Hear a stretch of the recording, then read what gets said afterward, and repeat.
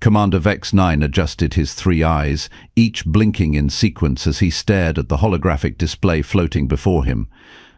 The war room aboard the Galactic Federation flagship Nexus Prime buzzed with nervous energy. 27 different species sat around the curved table, their various appendages tapping, clicking, and vibrating with anxiety. "So, let me get this straight," Vex 9 began, his voice dripping with the kind of sarcasm that could melt hull plating. "We've been fighting these humans for 6 months now, and we still don't understand how they keep winning." Admiral Korth 12, a slug-like being with translucent skin, oozed forward in his mobility chair. "Commander, the data is troubling. These humans seem to possess capabilities that defy our understanding of biological limitations." "Oh, wonderful," Vex 9 muttered, pressing a button that brought up recent battle footage. "Another species that thinks they're special." The hologram flickered to life, showing the recent engagement at Tau Centauri. Federation forces, numbering in the thousands, faced off against a human fleet that was outnumbered 10-1. Standard protocol. Should have been a massacre, should have been over in minutes. Instead, they watched their own ships getting systematically dismantled. "Analysis report," Lieutenant Quix, Vex 9 ordered, not bothering to hide his irritation. Lieutenant Quix, a being that resembled a walking crystal formation, cleared what passed for his throat. "Sir, the humans employed tactics that are statistically impossible. They anticipated our movements with 97% accuracy. Their reaction times exceeded our calculations by a factor of 12. 12? Captain Zola 8 spoke up from across the room, her forearms gesturing wildly. "That's not possible. No organic species can process information that quickly." The footage continued playing. Human ships danced between Federation artillery like they were reading their opponents' minds. The energy beams that should have vaporized their vessels seemed to barely scratch their hulls. "Maybe they're using some kind of advanced AI," suggested Major Blykes, his tentacles curling nervously around his data pad. Vex 9 snorted, a sound that came out as a wet whistle through his breathing apparatus. If they had AI that advanced, why would they still be using biological pilots? No, there's something else going on here. The recording shifted to a particularly brutal moment. A human fighter, call sign Raven 7, was surrounded by 15 Federation interceptors. Any rational being would have surrendered. Instead, the human pilot did something that made the entire war room fall silent. The small human ship suddenly accelerated at a rate that should have turned its pilot into organic paste. It spun in 3 dimensions simultaneously, firing weapons with impossible precision while maintaining a flight path that seemed to violate several laws of physics. In less than 30 seconds, all 15 Federation ships were debris. "By the 7 moons of Arcturus," whispered Science Officer Trin 4. "How is that pilot still conscious, let alone alive?" "That's what we need to figure out," Vex 9 replied grimly. "Because if we can't, this war is going to be very short and very embarrassing." The war room's doors hissed open, interrupting the tense atmosphere. In walked Cadet Elena Vasquez, a recent graduate from the Federation's xenobiology program. She was young, eager, and had that annoying habit of asking questions that made everyone else feel uncomfortable. "Sorry I'm late, Commander," Elena said, slightly out of breath. "I was reviewing the latest intelligence reports from the human homeworld." "Perfect timing, Cadet," Vex 9 said dryly. "We were just trying to figure out how these humans are defying the basic laws of biology and physics. Care to enlighten us?" Elena approached the hologram, studying the footage with intense concentration. Her brow furrowed as she watched the impossible maneuvers, the superhuman reaction times, the way human pilots seemed to shrug off gravitational forces that would kill any other species. "Sir, have you considered that maybe they're not defying anything?" Elena said slowly. The room erupted in confused chatter. Vex 9 raised a primary appendage for silence. "Explain. What if humans are just built differently than we assumed?" Elena continued, her voice gaining confidence. What if what we're seeing isn't impossible for them, but normal? Major Blix's tentacles twitched with agitation. Cadet, with all due respect, we've studied thousands of species. There are biological limits that cannot be exceeded without technological augmentation. Are there? Elena challenged. How much do we actually know about human physiology under extreme stress? Our intelligence gathering has been focused on their technology, their weapons, their ships. But what about their bodies? Vex 9 found himself intrigued despite his skepticism. Continue. Elena gestured at the hologram. Look at this footage again, but this time don't think about what's impossible. Think about what would be necessary for a species to survive on their homeworld. She manipulated the display, zooming in on the human fighter performing its impossible dance of death. Earth has a gravity of 1.0 standard units. That's 30% higher than Federation average. Their atmosphere is 21% oxygen. That's nearly twice our optimal levels. Their planet experiences regular catastrophic weather events, seismic activity, and has a magnetic field that's constantly bombarding them with radiation. The room grew quiet as the implications sank in. You're suggesting, Captain Zola 8 said slowly, that humans evolved in an environment so hostile that what we consider impossible is merely Tuesday for them. Exactly. Elena exclaimed. Think about it. A species that evolved on a high-gravity, high-oxygen, radiation-soaked death world would need incredible physical resilience just to survive. What we're seeing in combat might just be humans operating within their normal parameters. Lieutenant Keeks flickered with what might have been confusion. But the G-forces those pilots are experiencing should cause immediate unconsciousness, followed by death. Should they? Elena asked.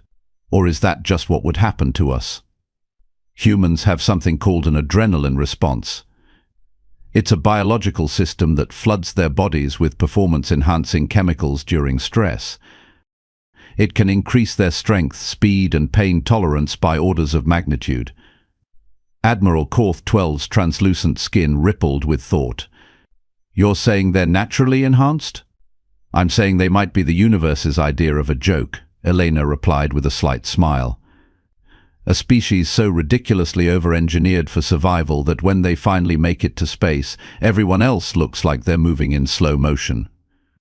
The footage continued playing, but now the room watched with a different perspective. The impossible maneuvers suddenly seemed less impossible and more inevitable. If you took a species designed for survival on a hostile world and gave them access to space-age technology, this might be exactly what you'd get.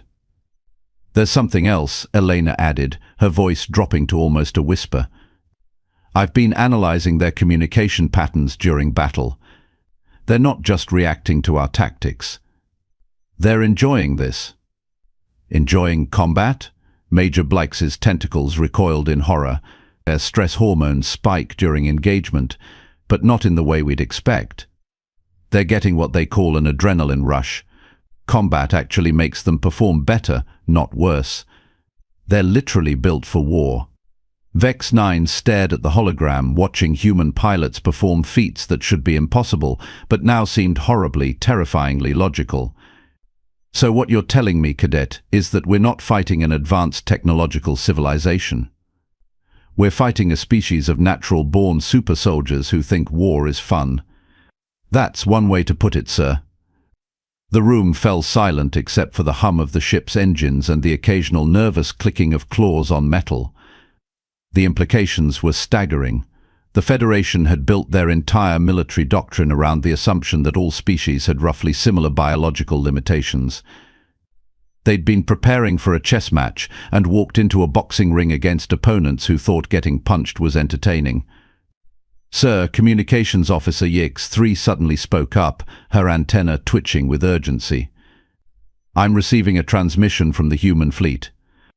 On screen, Vex 9 ordered, grateful for the distraction from the existential crisis Elena had just handed them.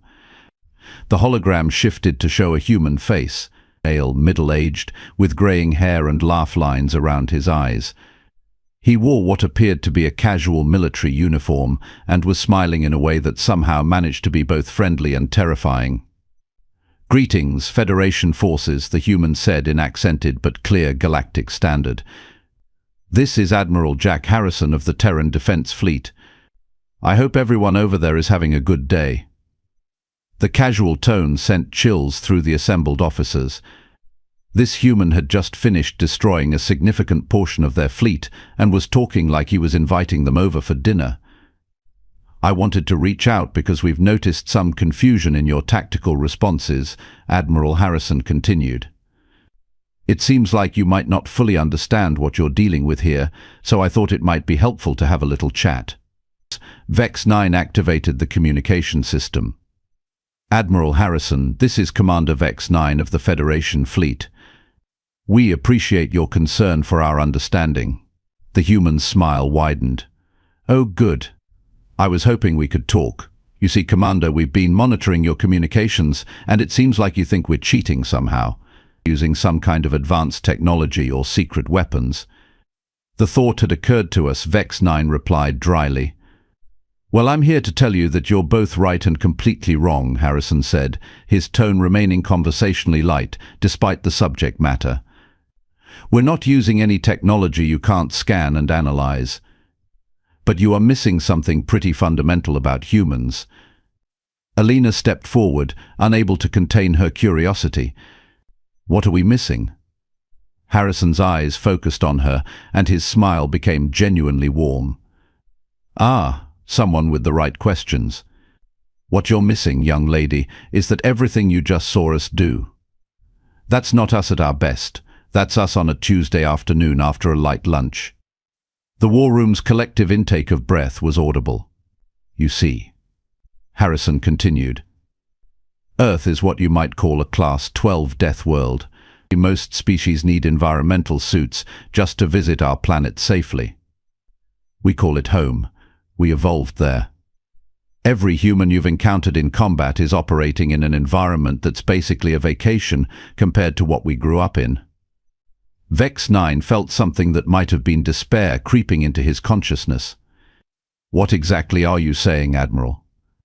"I'm saying that if you want to understand humans, you need to stop thinking of us as just another species with fancy technology. Start thinking of us as what happens when evolution spends 4 billion years trying to create the perfect survivor, and then gets bored and decides to see what happens when it gives that survivor opposable thumbs and a sense of humor." The communication feed showed Harrison leaning back in his chair, completely relaxed despite being in the middle of a war zone. "Oh, and Commander? That footage you've been analyzing. The pilot in the fighter marked Raven 7? Every eye in the war room turned to the frozen image of the impossible combat maneuver. "Yeah, that was me out there." The communication cut off, leaving the Federation war room in stunned silence. Elena looked around at the shocked faces of her superior officers and couldn't help but smile. "Well," she said quietly, "I think we're going to need a new strategy." The silence in the war room stretched for exactly 14 seconds before chaos erupted. Officers began shouting in 17 different languages, their various appendages flailing with panic. Admiral Korth 12's translucent skin turned an alarming shade of purple, while Major Blix's tentacles tied themselves into what could only be described as anxiety knots. "Order, order." Vex 9 bellowed, slamming his primary fist on the table. The sound echoed through the chamber like a gunshot. "Everyone shut up and let me think." But thinking was proving difficult when faced with the reality that they'd been fighting a species that considered interstellar warfare to be light exercise. The implications were staggering, terrifying, and somehow darkly amusing all at once. Captain Zola 8 was the first to break the renewed silence. "So, let me understand this correctly. We've been at war for 6 months with a species that thinks combat is recreational activity." "It appears so," Elena confirmed, still studying the tactical displays. "And from what I can gather from their communications, they're actually being polite about it." "Polite?" Lieutenant Keeks's crystalline form flickered with confusion. How is systematic destruction of our fleets considered polite? Elena pulled up another set of data on her personal display. They've been using non-lethal takedown methods wherever possible. Look at these statistics. 67% of our damaged ships were disabled, not destroyed. Their targeting has been focused on engines and weapons systems, not crew quarters. The numbers hung in the air like an accusation. The Federation had been throwing everything they had at the humans, while the humans had been playing with kid gloves. "They're toying with us," whispered Science Officer Trin 4. "Like a predator, playing with wounded prey before the kill." "No," Elena said firmly. "I don't think that's it at all. I think they're trying to minimize casualties while still achieving their objectives." Which raises a very important question: what exactly do they want? Before anyone could answer, the communication system crackled to life again. Admiral Harrison's face reappeared on the hologram, but this time he wasn't alone.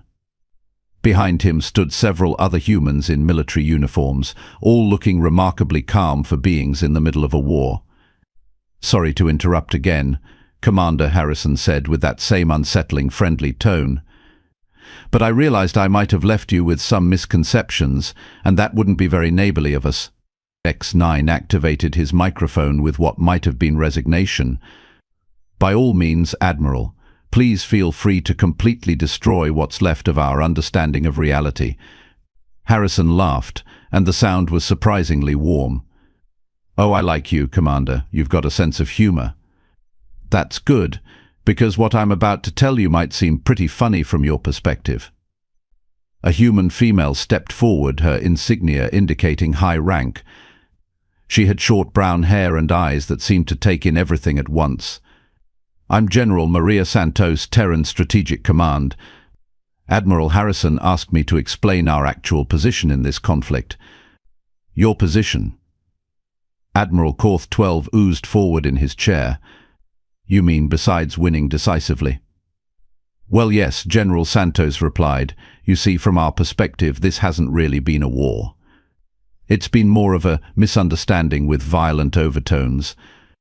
The war room erupted again, but Vex 9 quickly restored order. "Explain." 6 months ago, your forces attacked our mining operation in the Kepler system," Santos continued. "We assumed it was a mistake. Different species, different communication protocols, bound to happen eventually. So we defended ourselves and tried to establish contact." Elena felt a cold realization creeping over her from the Battle of Kepler Prime. "Our records show it as a preemptive strike against an unknown aggressive species." "Aggressive?" Harrison looked genuinely surprised. "We were mining asteroids. The most aggressive thing we'd done was blow up some rocks."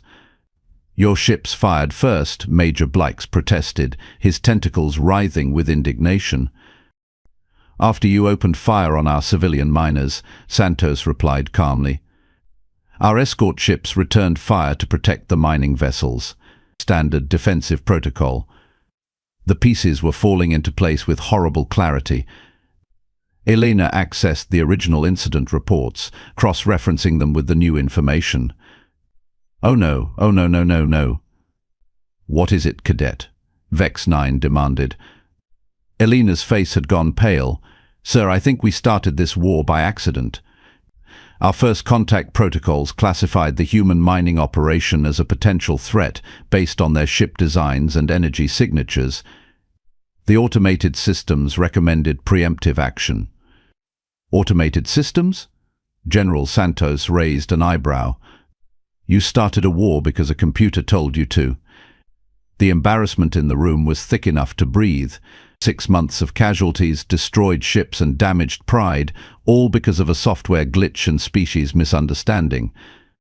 "So," Admiral Harrison said, leaning forward with that perpetual smile, "we've been trying to figure out how to end this little mix-up without too much hurt feelings on either side. The problem is, every time we try to de-escalate, you folks escalate right back up again." Captain Zola 8 found her voice.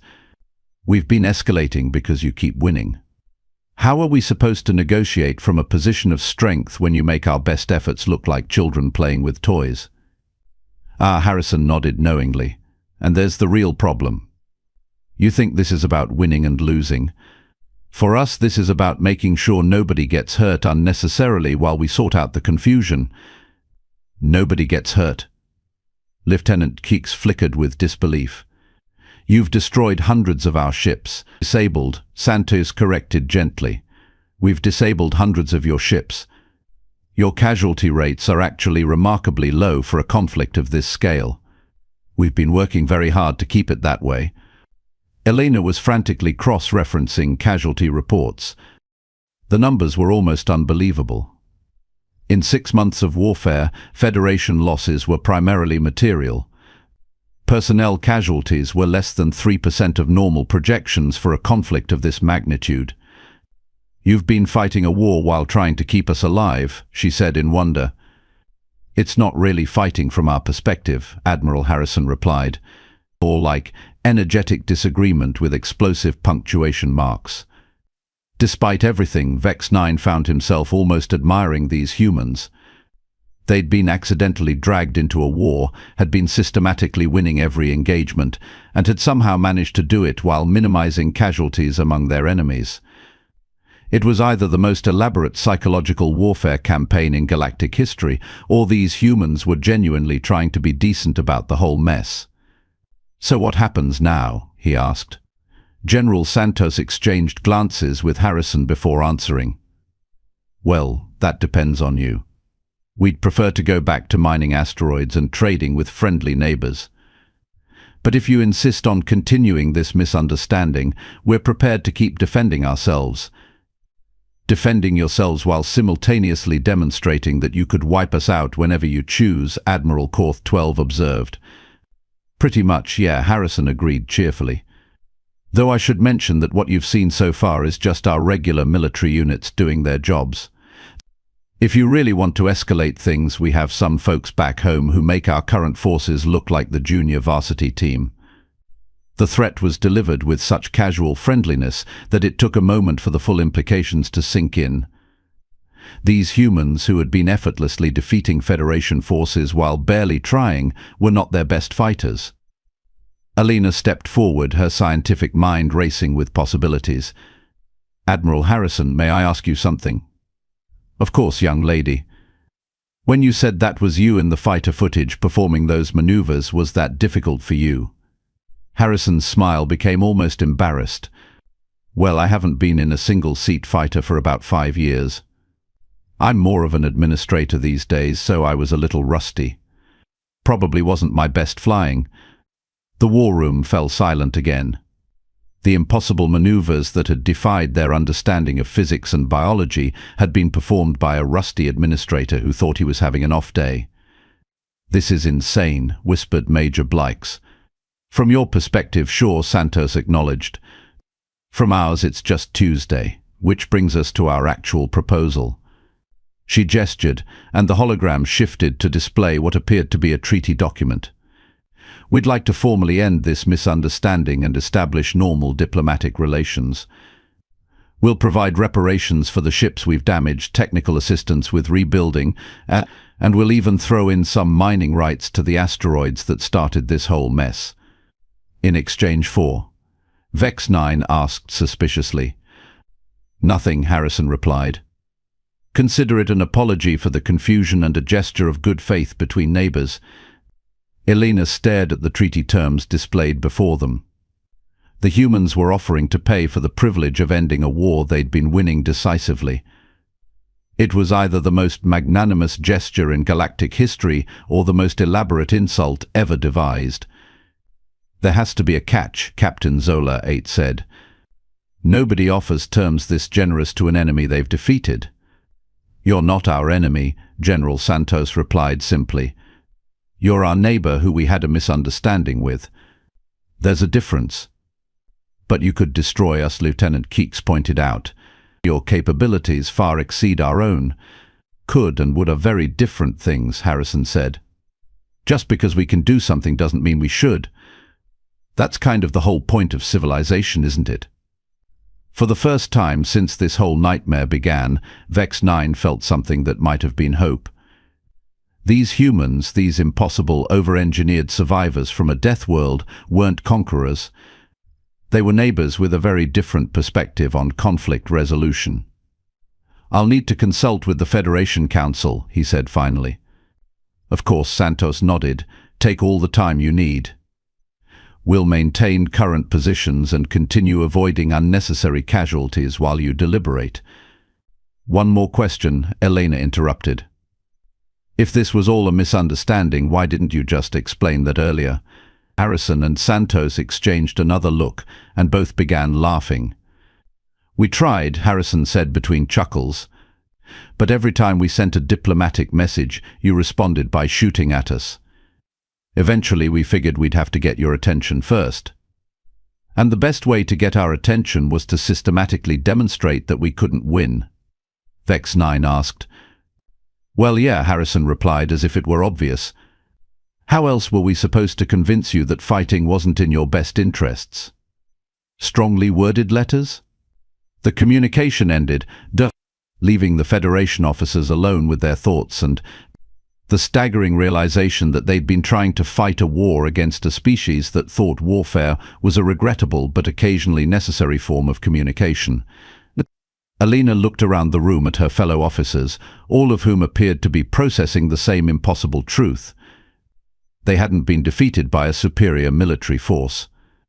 They'd been gently but firmly corrected by neighbors who were trying to prevent a misunderstanding from becoming a tragedy. "Well," Vex 9 said finally, his voice mixing exhaustion with grudging admiration, "I guess we should probably accept their terms and try to pretend this never happened."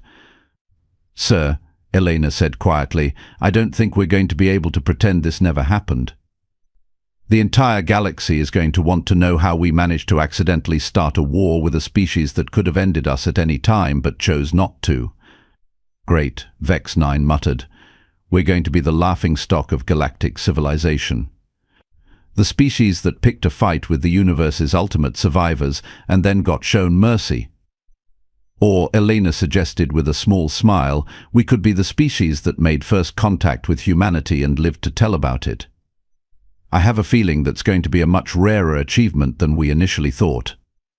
As the Federation officers began the process of drafting their response to the human treaty offer, one thought echoed through each of their minds. Somewhere out there in the galaxy were billions of humans, each one a product of evolution's most ambitious experiment in survival engineering. And they'd decided that diplomacy was preferable to conquest. The universe, it seemed, had a sense of humor after all, and humanity, apparently, was the punchline.